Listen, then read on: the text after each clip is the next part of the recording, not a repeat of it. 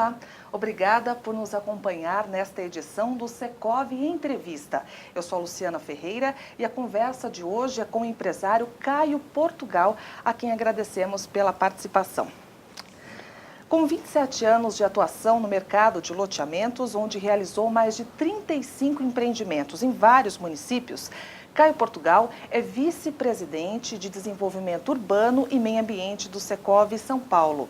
Ele também é presidente da AELO, associação que reúne empresas do segmento, onde participa desde 1993, mesma data em que ingressou aqui no Secovi.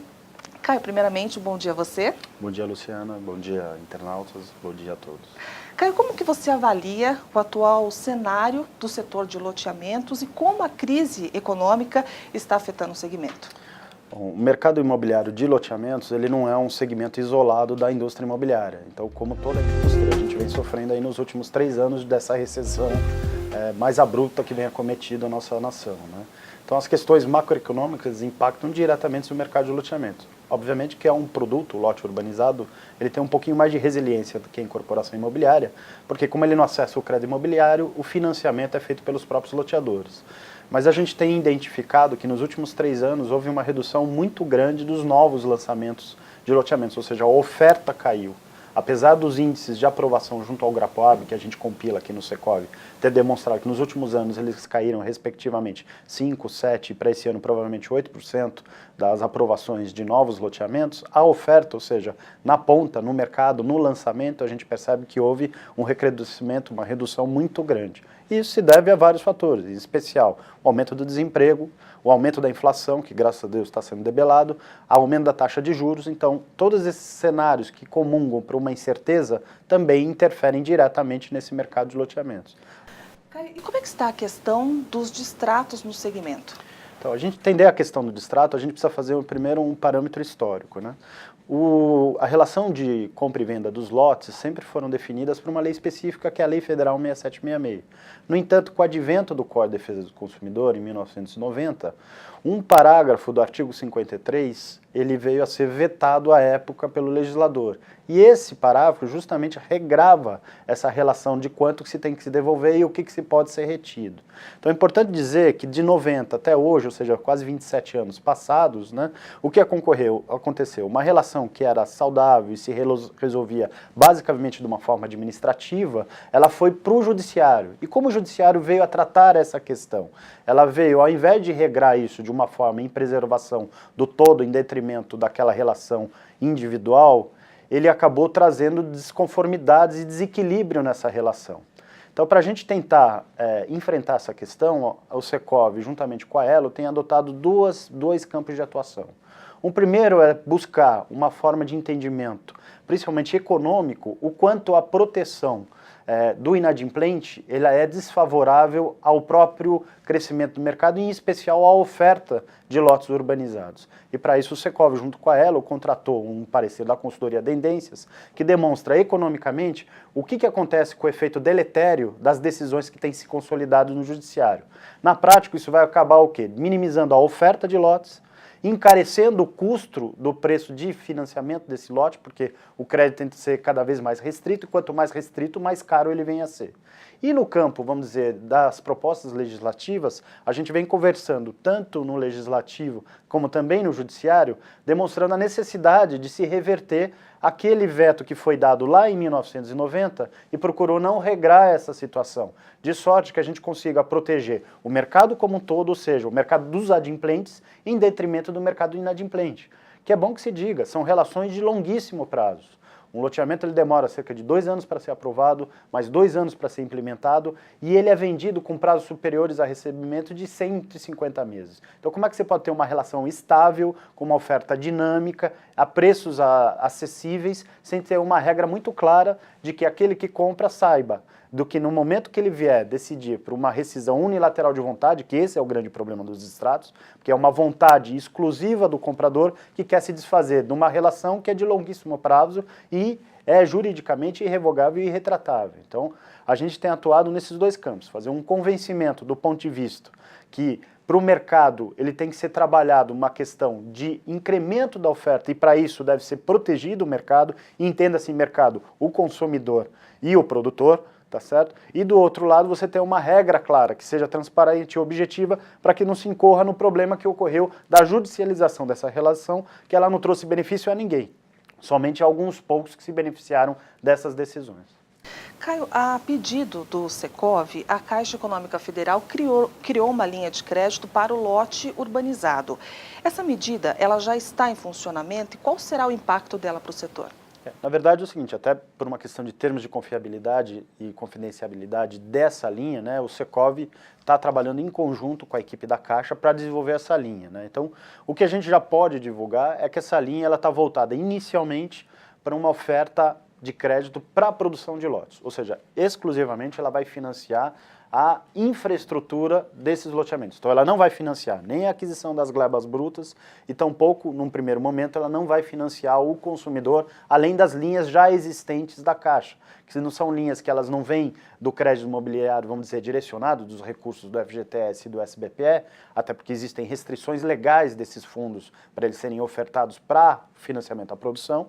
Então ela vai estar financiando parte dessa infraestrutura com uma outra funding da própria Caixa, seja através de letras de crédito imobiliário, da LIG ou outras linhas de funding da Caixa. Então o que se está ajustando está no desenho final dessa linha para como ela vai ser trabalhada, ou seja, que garantias o loteador tem que oferecer, em que prazo ele vai estar amortizando esse financiamento. Então tem uma série de coisas que dizem respeito, aspectos que dizem respeito a risco da operação para que ela seja uma operação perene. Nossa preocupação, enquanto setor, em especial do Secov, é justamente criar uma linha que seja sustentável do ponto de vista econômico e que ela seja cada vez mais incrementada, porque isso a gente acredita que vai fomentar a oferta de lote, e em especial a gente conseguir produzir lotes urbanizados a preços cada vez mais acessíveis, porque isso vai facilitar na outra ponta a tomada desse produto, ou seja, a aquisição desse produto pelo público consumidor.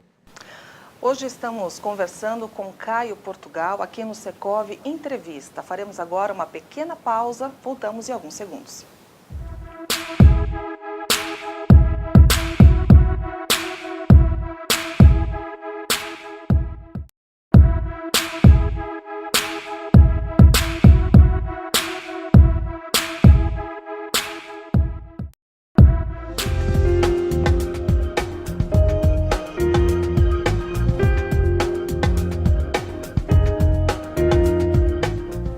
Estamos de volta com o Secov Entrevista.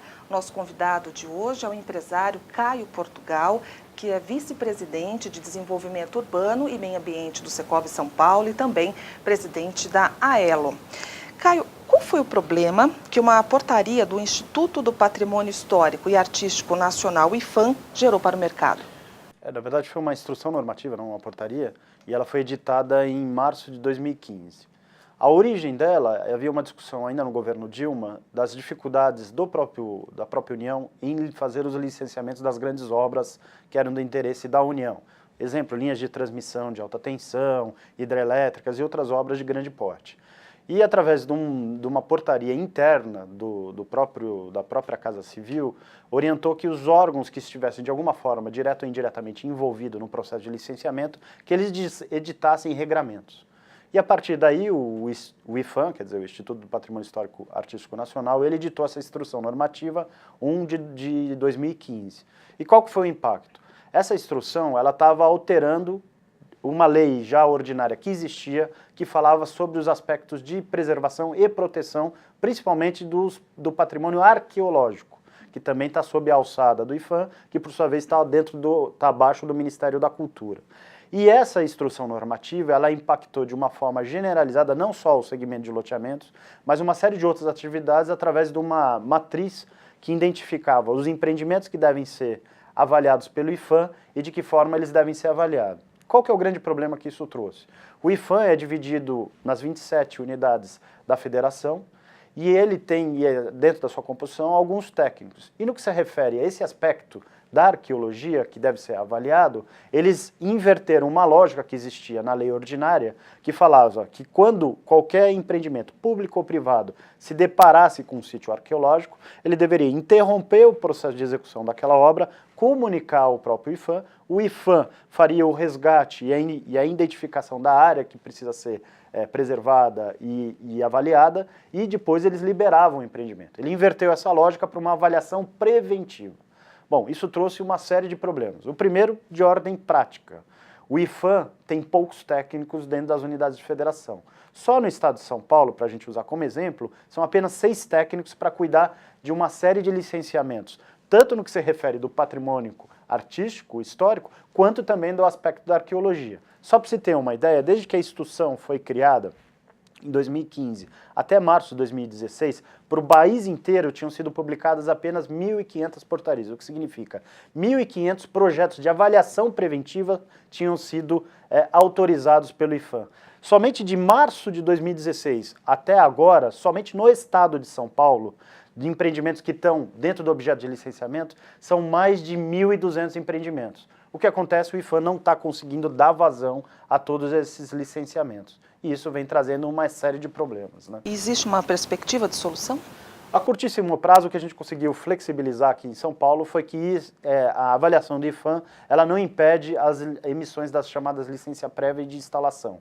Elas vão ser impeditivas para a emissão da licença de operação. O que nós estamos tentando trabalhar, e infelizmente o Ministério da Cultura teve 3 trocas de ministros, e a própria presidente do IPHAN, a gente tem mantido contato com ela, no sentido de a gente buscar 2 soluções. A primeira é que a gente cria um sistema que dê a transparência e o comando e controle necessário ao próprio Ministério da Cultura e do IPHAN para que esses empreendimentos tenham conhecimento. E o segundo, que seria uma avaliação dentro de um critério de geoespaciamento, onde eles já sabem onde existem esses sítios arqueológicos, eles já sabem, e naqueles locais você deveria ter essa avaliação arqueológica preventiva. Então nós estamos caminhando nesses 2 aspectos, e o último que a gente não gostaria de intentar seria uma eventual judicialização em face do IPHAN, porque a gente entende que essa instrução normativa ela é inconstitucional, até porque uma instrução normativa ela só tem efeito interna corporis e ela não poderia gerar obrigações externas corporis, que é o que tem ocorrido. Cai uma outra questão importante na área. Quais são os principais entraves para o licenciamento ambiental? Então, o grande problema do licenciamento ambiental, até hoje está em discussão dentro do Congresso Nacional, é a chamada Lei Geral do Licenciamento Ambiental. O licenciamento ambiental, entendido como um processo, né? Um procedimento pelos quais alguns empreendimentos devem passar porque eles são causadores de poluição, então eles têm que ter um trabalho de o quê? De determinação dos eventos que eles vão gerar do ponto de vista ambiental no sentido de mitigar e compensar. Então qual que é o grande problema? Você não existe uma lei geral que trata desse procedimento, dizendo qual é o ente da federação que tem que participar desse licenciamento e qual que é o critério objetivo que devem estar sob o aspecto do processo de licenciamento. Qual que é o aspecto objetivo do que a gente deve apresentar dentro de um processo de licenciamento. E com isso o que ocorre? Como é uma matéria, que ela é uma matéria do ponto de vista concorrente, ou seja, o Estado, a União e o município podem editar normas, e principalmente as normas podem ser editadas inclusive pelo Poder Executivo, no sentido de regulamentar as leis e outras normas, isso gera um cipoal de legislação que a semelhança do que a gente tem na legislação tributária é quase que impossível de ser cumprido 100%, porque você tem muitas normas que são conflitantes. Ora, você tem uma resolução da Secretaria do Estado do Meio Ambiente que ela inova em relação a uma lei ordinária e vice-versa. Então isso na aplicação, tanto para quem vai ser o operador do processo de licenciamento, as empresas que têm que contratar todo o processo de licenciamento e também os próprios servidores públicos que têm que licenciar, ou seja, têm que avaliar aquele projeto e ver se ele se ele é possível de ser implantado, e se as condições tanto de mitigação e compensação estão corretas, isso gera uma avaliação muito subjetiva. E é onde gera muito problema, principalmente no aspecto da transparência e da avaliação objetiva, se ele está cumprindo a sua função, que é justamente da compensação e da mitigação. Já foram obtidos avanços e que outras melhorias também estão previstas? Então, o que a gente tem conseguido em nível federal, o próprio Código Florestal trouxe os instrumentos necessários de intervenção em área urbana, mas não tratou da questão do meio ambiente urbano. Ele trouxe alguns instrumentos necessários a essa indústria imobiliária e indústria da construção, como a intervenção em área de preservação permanentes e outros instrumentos. A própria Lei de Mata Atlântica foi um grande avanço, porque ela criou critérios objetivos sobre o que pode ser suprimido de Mata Atlântica e do que não pode ser suprimido. E todos esses são trabalhos que foram desenvolvidos aqui pelo Secov, por todos aqueles que participam aqui do Secov. Além deles, a gente tem todo o trabalho dentro do CONAMA, que o Secov participa já de há muito tempo, dentro do processo de construção de resoluções. E mais ultimamente, a gente conseguiu uma pequena vitória, que foi a desnecessidade do IBAMA estar anuindo os licenciamentos de parcelamento do solo ou de outras atividades, mas em especial de parcelamento do solo, que impliquem supressão superior a 3 hectares de estágio médio. Antes você tinha que fazer esse licenciamento no âmbito aqui do Estado de São Paulo, na CETESB, e tinha que pegar a anuência do IBAMA. Que a semelhança do IFAM, o IBAMA no Estado de São Paulo só tem 2 técnicos para fazer esse tipo de análise. E isso, nos últimos 3 anos, tem quase 70 empreendimentos represados no IBAMA. Então, com isso, a gente conseguiu que a CETESB, que já faz essa avaliação para estágio inicial e para estágio médio, ela faça também nessas características quando você tiver supressão acima de 3 hectares. Outros avanços que a gente vem construindo são trabalhos junto aos próprios órgãos licenciadores. Então é um trabalho perene, por exemplo, que o Secov tem junto à CETESB. Tanto no que se refere à questão de áreas contaminadas, até semana que vem vai ter um grande evento aqui no Secov, no dia 28, que virão os técnicos da diretoria da CETESB para estar esclarecendo uma decisão da diretoria da própria CETESB que orienta esse processo de áreas contaminadas. Como da nossa área, a gente mantém uma oficina perene junto com a Secretaria do Meio Ambiente e da própria CETESB, junto à Diretoria de Licenciamento e Controle Ambiental, que é a diretoria que passa as orientações para as 46 agências ambientais da CETESB no Estado de São Paulo, no sentido de construir procedimentos objetivos, revisar algumas das resoluções e normas que em função da sua construção tragam alguns elementos de confusão, de subjetivismo, e nesse trabalho perene a gente procura o quê? Melhorar a desburocratização, tornar o processo cada vez mais transparente, mais objetivo, que significa um ganho não só para o setor, mas em especial para a sociedade. Porque quanto mais transparente for esse processo, quanto mais fácil de ele ser avaliado e fiscalizado, melhor é para a sociedade como um todo. Veja a notícia recente aí da Folha, que aumentou o processo de invasão e ocupação nas áreas de mananciais. Quer dizer, por que isso ocorre? Por que ainda isso está acontecendo? Quer dizer, os entes que deveriam estar se responsabilizando pelas fiscalizações, eles acabam gastando muita energia dentro do processo de licenciamento, porque o processo é realmente complexo.